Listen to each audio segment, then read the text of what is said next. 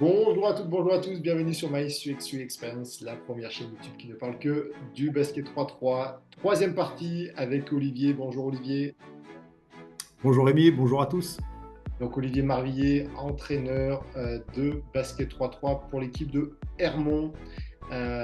C'est la dernière partie. On s'était vu il y a 2 semaines pour la présentation d'Olivier, la semaine dernière pour l'équipe d'Hermont.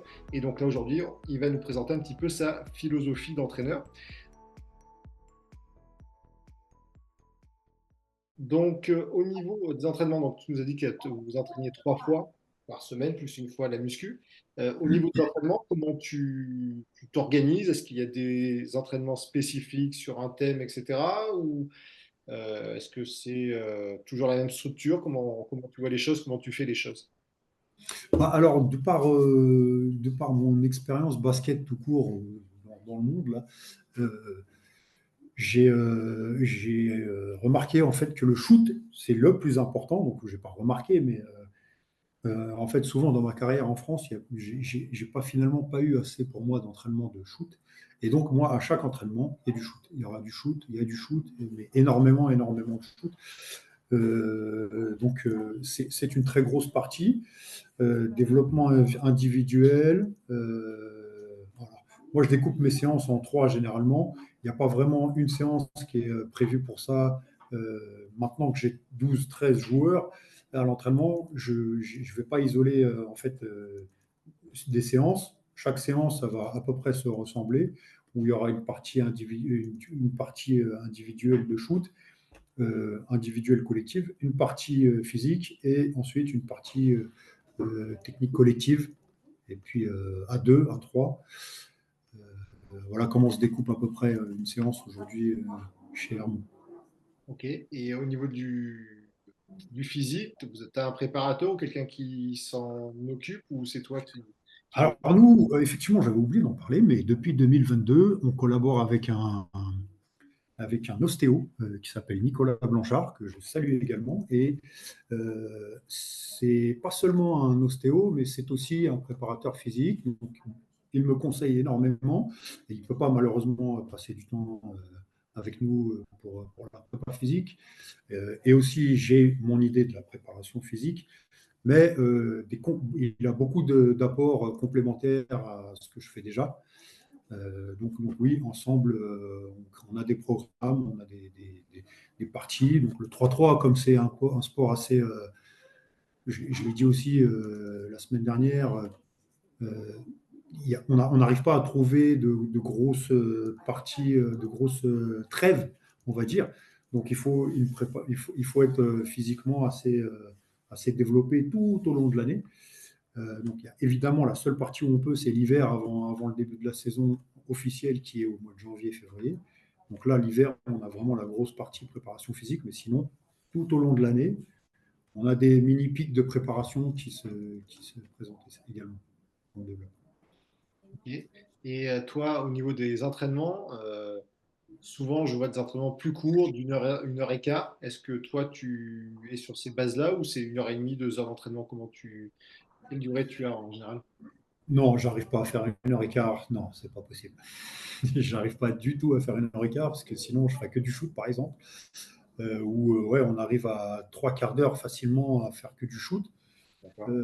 3 quarts d'heure, voire 1 heure, parce qu'il y a différents exercices avec différents rythmes qui sont plus ou moins spécifiques au 3-3 ou pas, ou juste à la mécanique, parce que bon, effectivement, j'ai pas un vivier de joueurs professionnels avec une grosse expérience et des grosses qualités intrinsèques.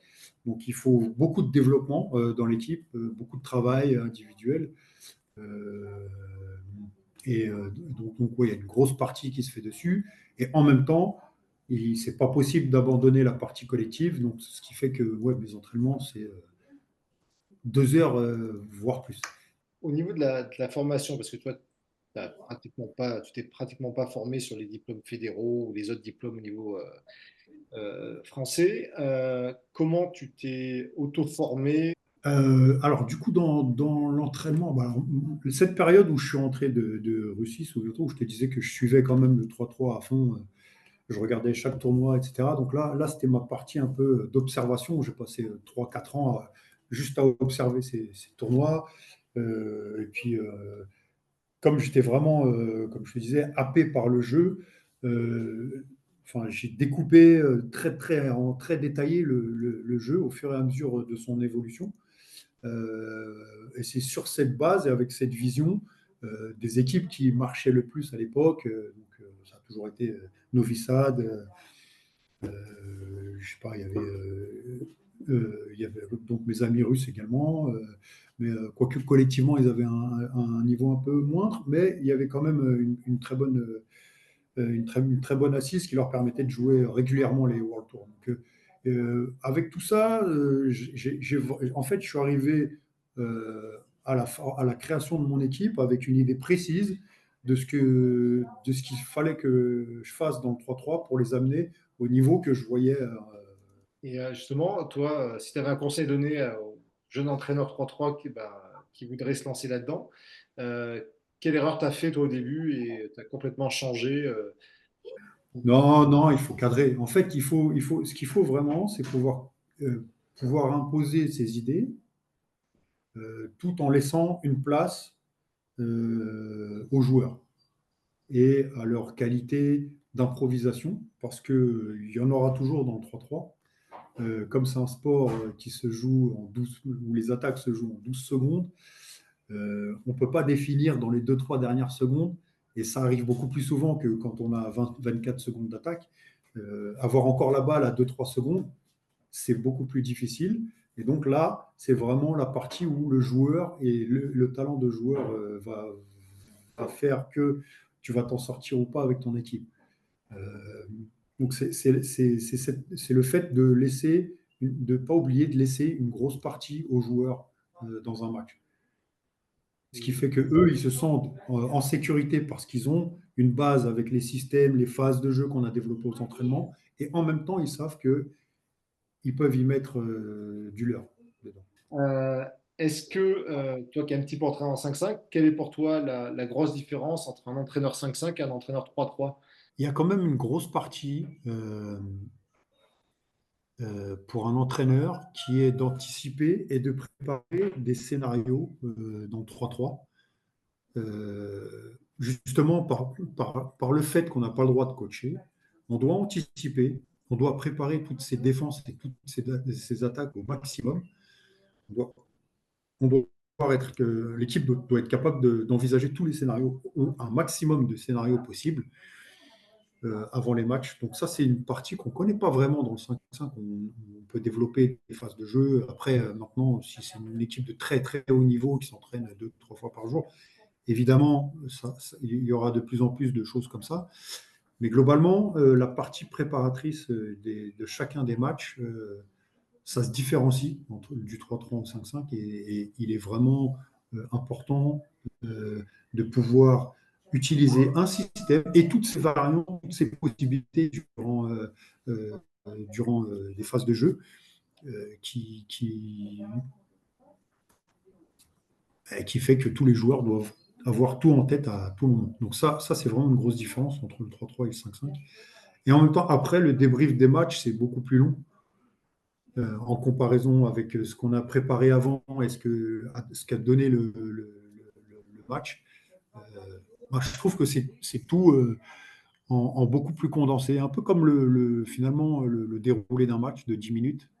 Ouais. Avec 12 secondes, c'est vraiment du basket, mais à fond, à fond, à fond.